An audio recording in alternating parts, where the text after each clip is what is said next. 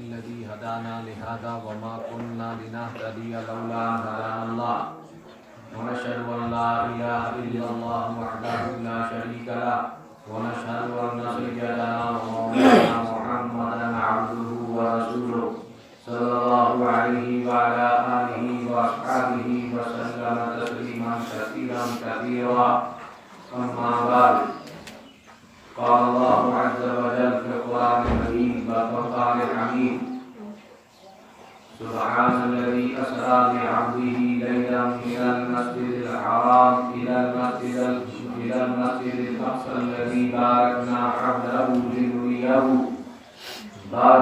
حوله لنريه من آياتنا إنه هو السميع البصير.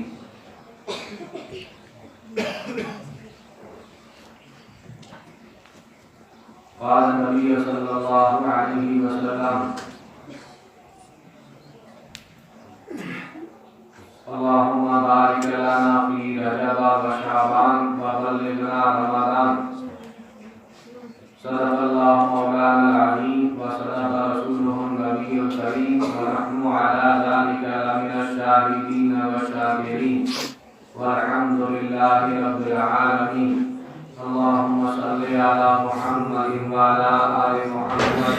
كما صليت على إبراهيم وعلى آل إبراهيم إنك حميد مجيد. اللهم بارك على محمد وعلى آل محمد كما باركت على إبراهيم وعلى آل إبراهيم إنك حميد مجيد. جو سنت سے فارغ ہو کے آ گیا، آنے والوں کو جواب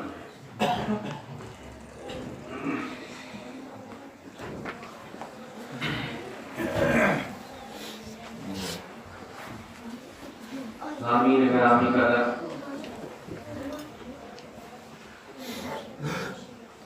قرآن کریم کی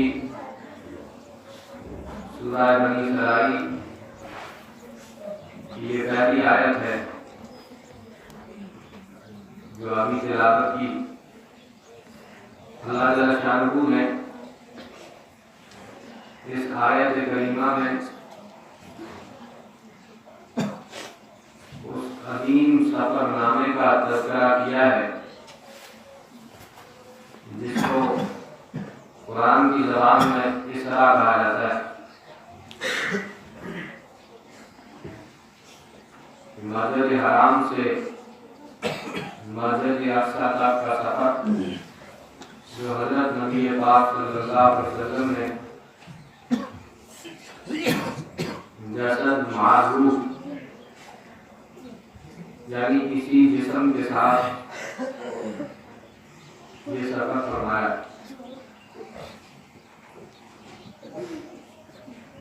اللہ جل شانہ ارشاد فرماتے ہیں: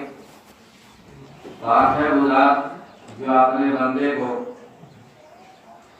راتوں رات مسجد حرام سے مسجد اقصی تک لے گئی. اور اس لینے کا مقصد کیا تھا؟ لِنُرِيَهُ مِنْ آیَاتِنَا إِنَّهُ هُوَ السَّمِيعُ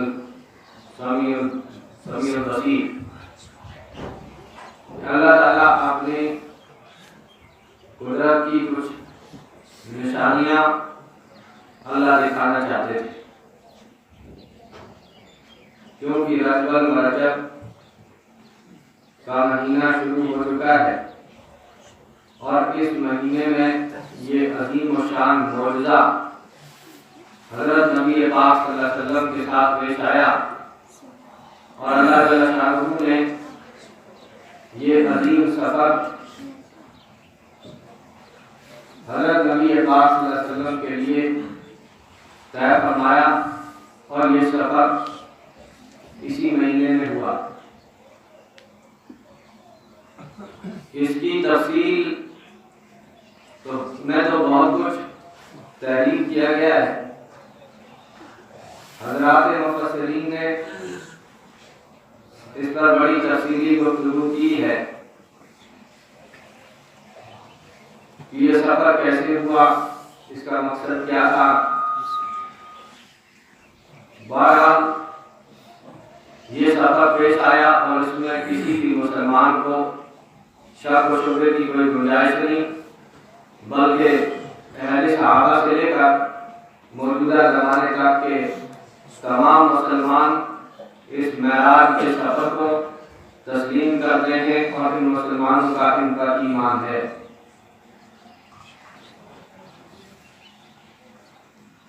اللہ جل شانہ نے یہ عظیم سفر جو آپ نے نبی صلی اللہ علیہ وسلم کو کروایا، اس میں بھی بہت ساری چیزیں تھی، لیکن ان کی طرف ہماری توجہ نہیں جاتی۔ ہم تو صرف واقعہ بیان کر دیتے ہیں اور اس واقعے پر ہی اکتفا کر لیتے، ورنہ حضور کا اتنا عظیم و شان سفر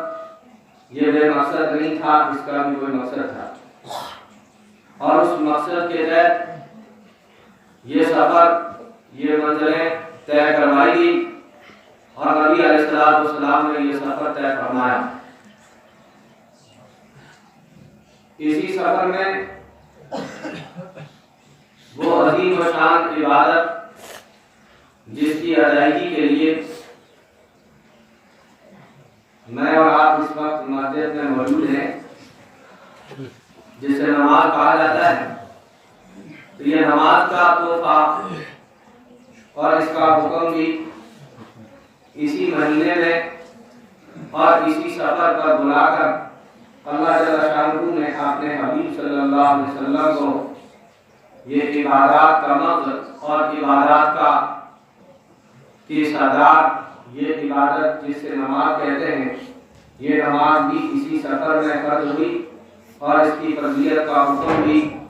اسی سفر میں اللہ جل شانہ نے دیا۔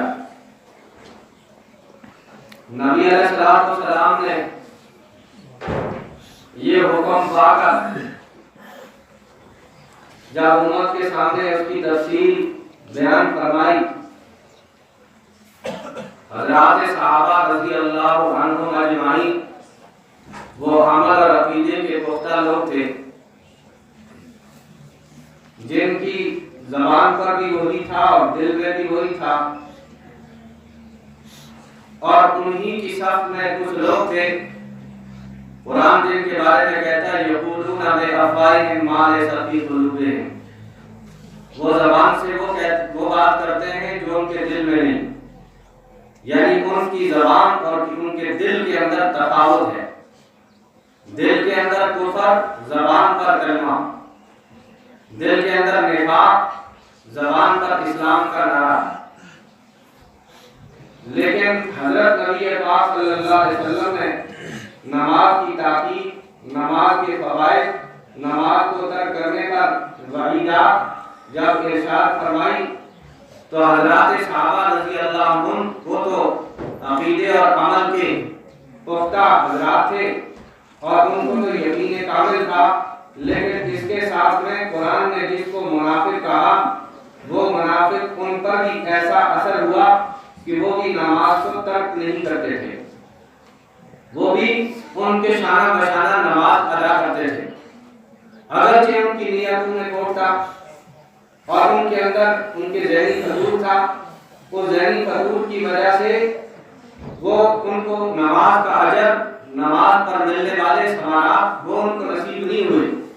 وہ ان کی نیت کا فضول اس کی وجہ سے، لیکن بظاہر وہ مسلمانوں کے شانہ بشانہ نماز ادا کرتے تھے۔ ایک طرف تو یہ صورتحال تھی،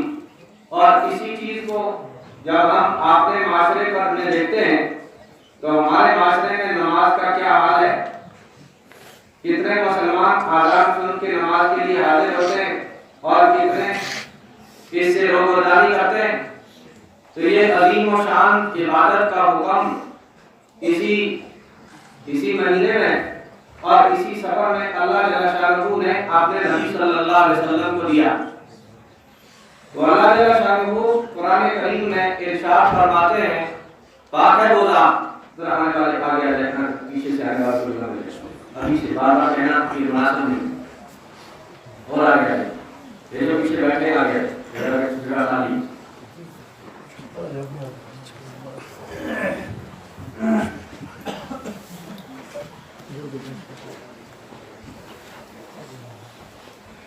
اس سفر کا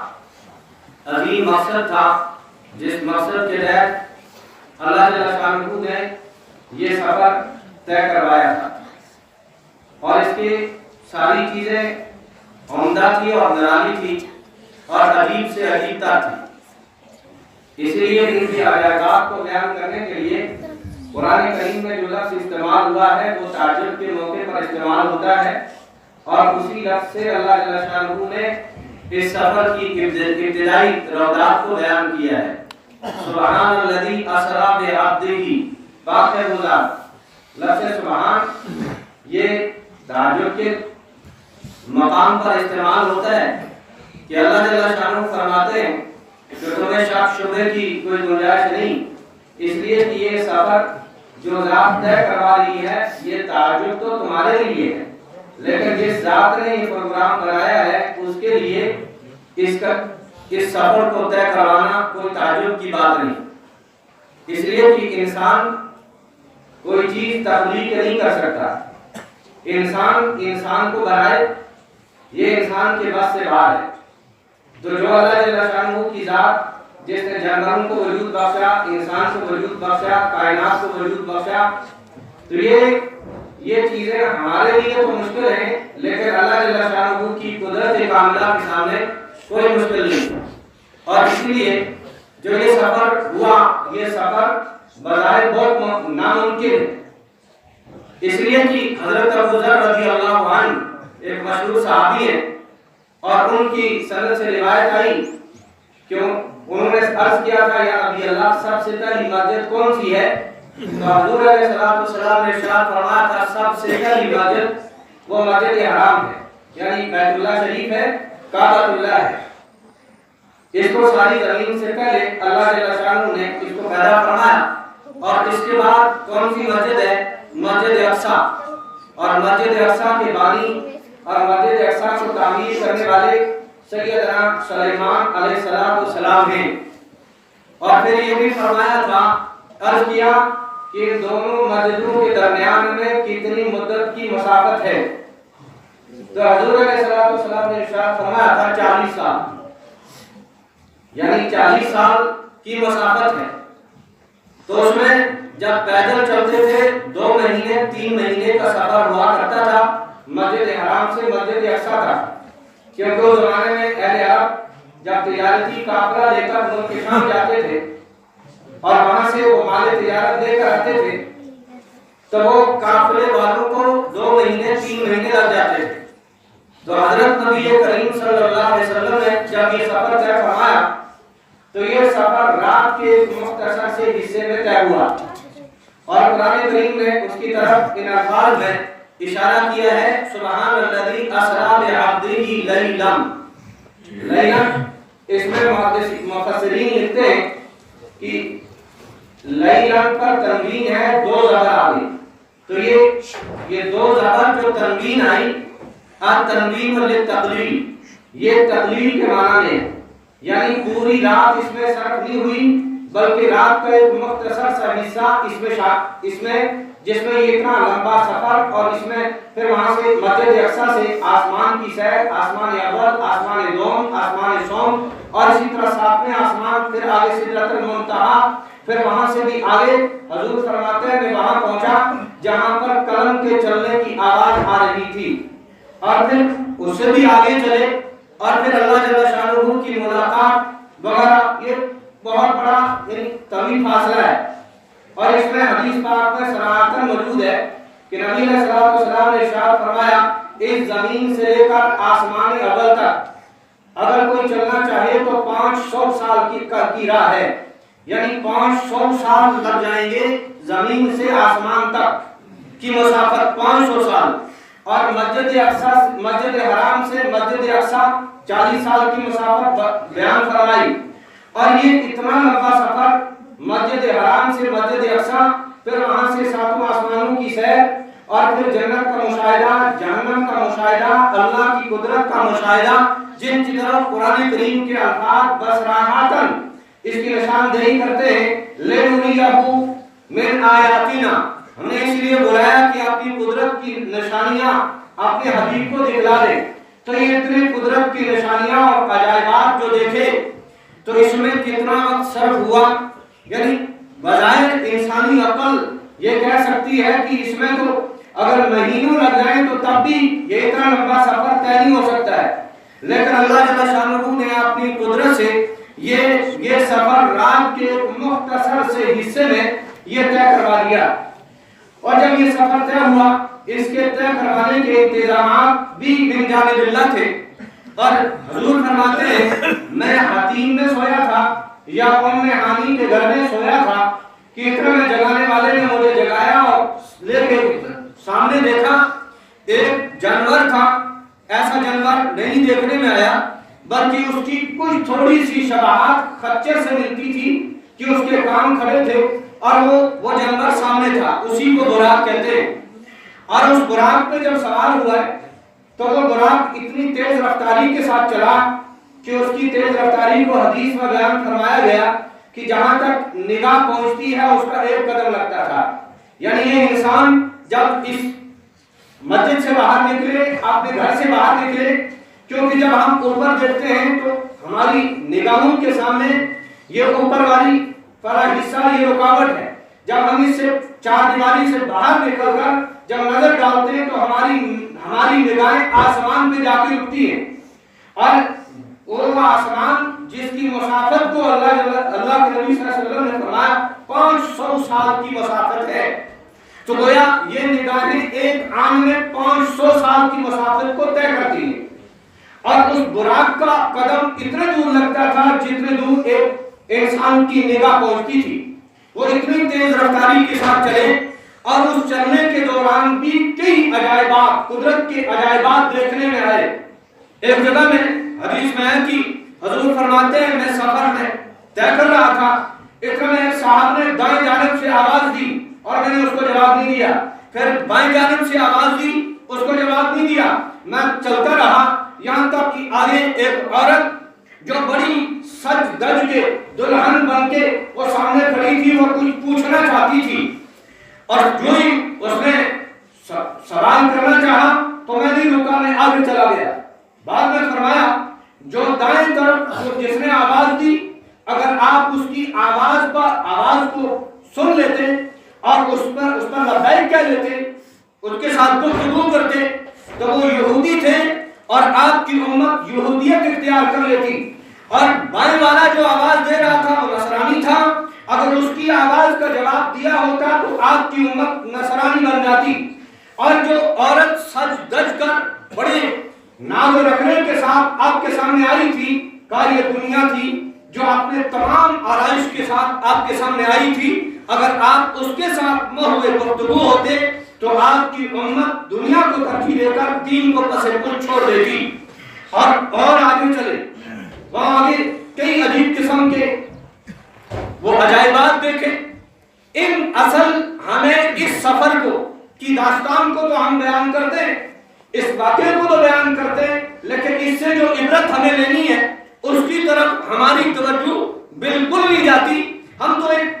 بس قصہ گو کی طور پر کسی نے قصہ سنا دیا، واہ واہ کر کے سبحان اللہ یہ تعجبی الفاظ ادا کر کے بس اللہ اللہ خیر سلام اسی کے ساتھ بس اختتام پذیر ہو جاتے ہیں۔ لیکن اس سفر کا ایک مقصد تھا، اور اس مقصد کے اندر امت کی ہدایت تھی اور امت کے لیے عبرت کے نمونے تھے۔ اور آگے چلے سفر میں کئی عجائبات دیکھے، ان عجائبات میں سے ایک چیز یہ بھی تھی کہ ایک قوم ہے، ایک جماعت ہے جس کو فرشتے پتھروں سے ان کے سروں کو کچل ڈالتے ہیں اور ان کے سر ٹوٹ جاتے ہیں، اس کے بعد پھر ان کو نئی شکل دی جاتی ہے، پھر ان کے سروں کو کچلا جاتا ہے، پھر وہ ٹھیک ہو جاتے ہیں، پھر کچلے جاتے ہیں۔ حضور نے جبریل امین سے پوچھا یہ کون لوگ ہیں؟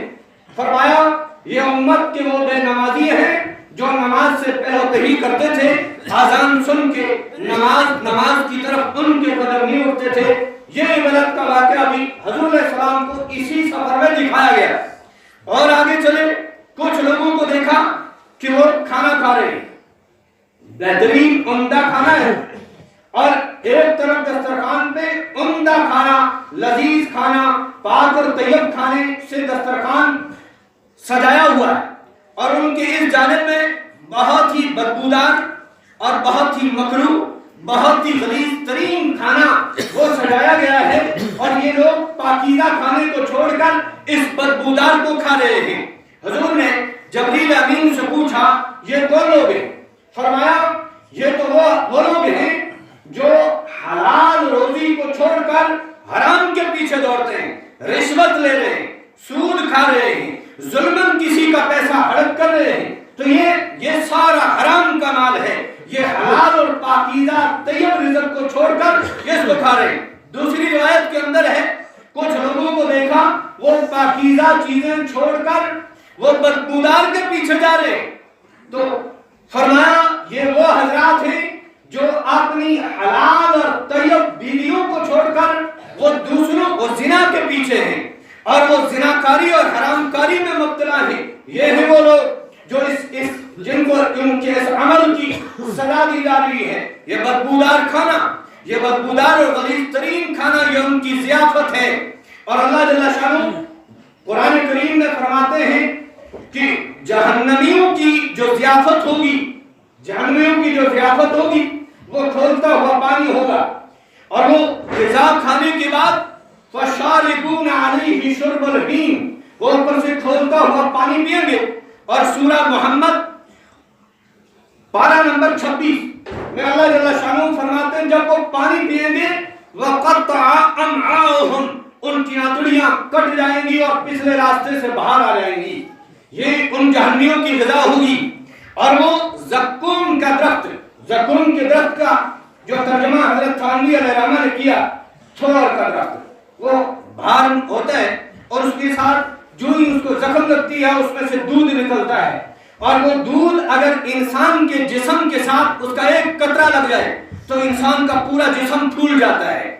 یعنی وہ اتنا زہریلا اور اسی قسم کا درخت جہنم میں ہوگا جس سے زقوم کہا گیا ہے. اور وہ زقوم کھانے کو ملے گا وَطْعَامٌ ذَا غُصَّةٍ وَعَذَابًا أَلِيمًا,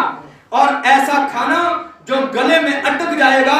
جو ہی وہ العطش کریں گے تو ان کو اوپر سے کھولتا ہوا پانی ان کو دیا جائے گا اور پھر وہ اس کو پیئیں گے. اللہ فرماتے ہیں هَذَا نُزُلُهُمْ يَوْمَ الدِّينِ, قیامت کے دن ان کی مہمان نوازی اسی طرح کی جائے گی.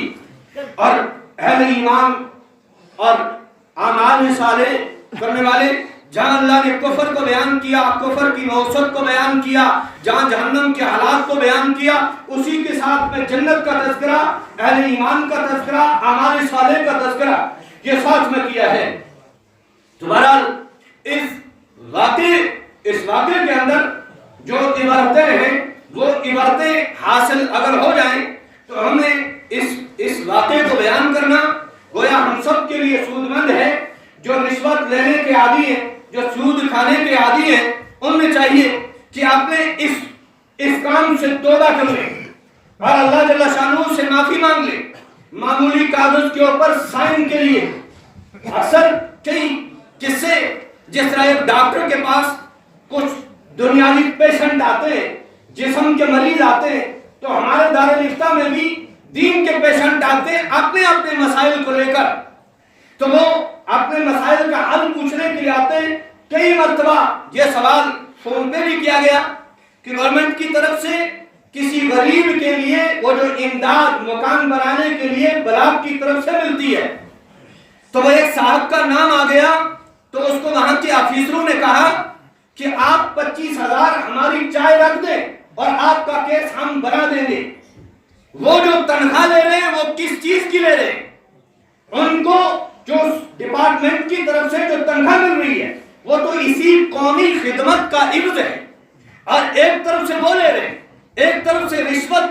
کا بازار گرم کیا ہوا ہے. اور اس رشوت کو حد تو یہ ہے کہ اب اس کو کوئی حرام نہیں سمجھتا, بلکہ اس کو چائے کے نام پر اس کو حلال کیا جا رہا ہے. اس لیے کہ حضور علیہ السلام نے صدیوں پہلے فرمایا تھا ایک زمانہ آئے گا میری امت پر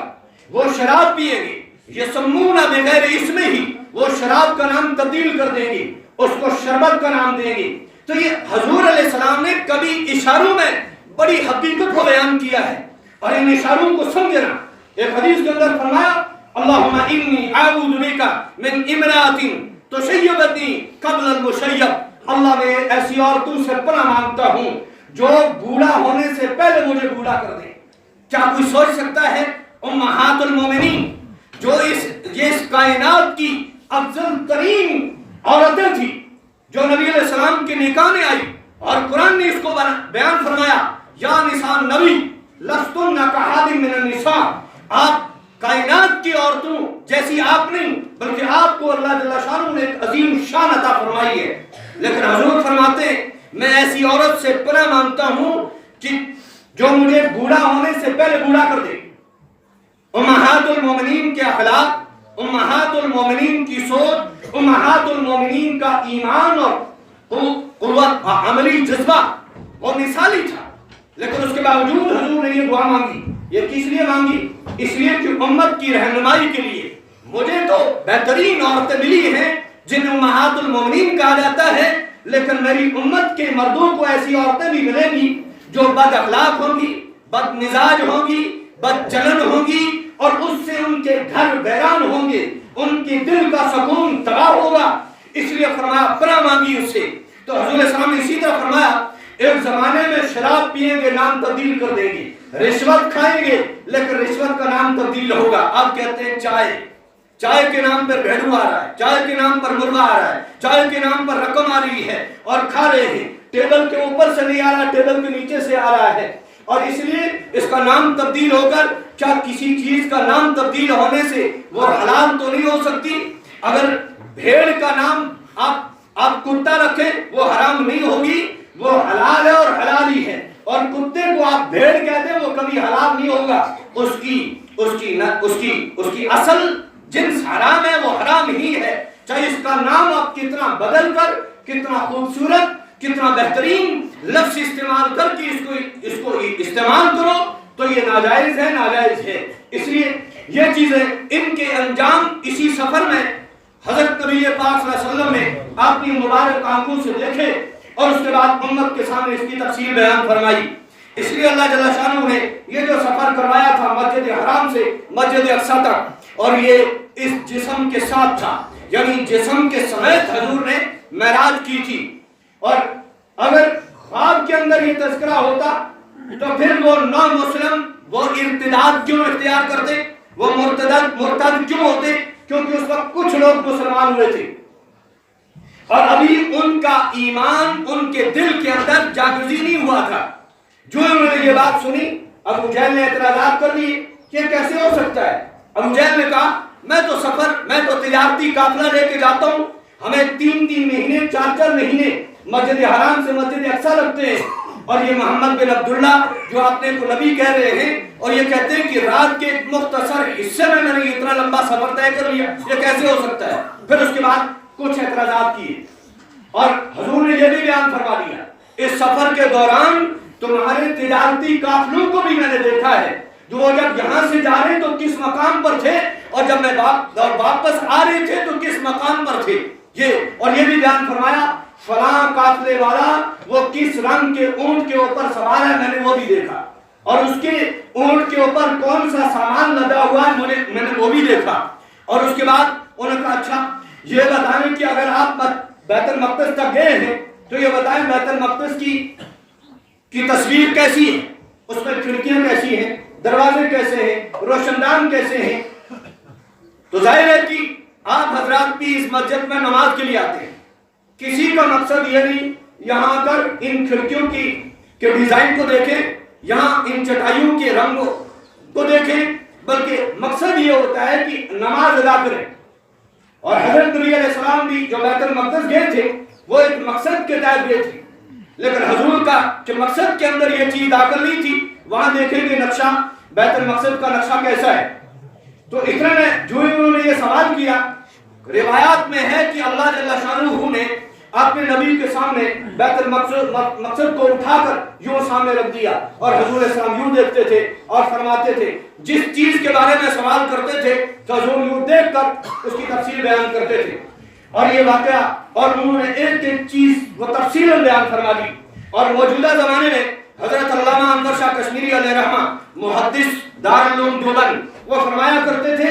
سائنسی ترقیات ہوں گی اور اس سائنس سے اسلام کو سمجھنا بہت آسان ہوگا اور حضرت نبی علیہ السلام کے معجزات کو سمجھنا آسان ہوگا. آج امریکہ میں ایک واقعہ پیش آتا ہے اور ایک انسان اپنے گھر میں بیٹھے ہوئے ٹیلی ویژن کے اوپر وہ ساری منظر کشی اپنی آنکھوں سے دیکھتا ہے. کیا تعجب ہے جب اس دور کی یہ انسانی عقل، یہ انسانی دماغ اگر ایسا کارنامہ کر سکتا ہے تو اللہ جل شانہ کی قدرت سے کیا بعید ہے کہ اللہ اپنے نبی کے سامنے بیت المقدس کو سامنے رکھ دے، تو اس میں کیا تعجب ہو سکتا ہے. بہرحال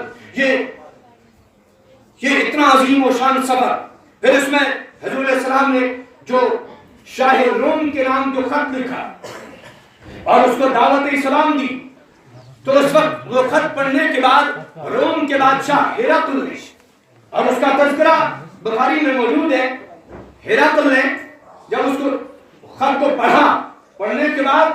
جو بھی عرب کے لوگ وہاں بغرض تجارت یا کسی اور غرض سے وہاں پہنچے تھے ان سب کو اکٹھا کیا. اکٹھا کرنے کے بعد ان سے تفصیل پوچھی کہ یہ محمد بن عبداللہ جن کا خط مجھے آیا ہے یہ نبی ہونے کا دعویٰ کرتے، ان کی سیرت، ان کا کردار، ان کے اخلاق، ان کے معاملات اور ان کا نسب یہ کیسا ہے. جو ہی ابو سفیان کہتے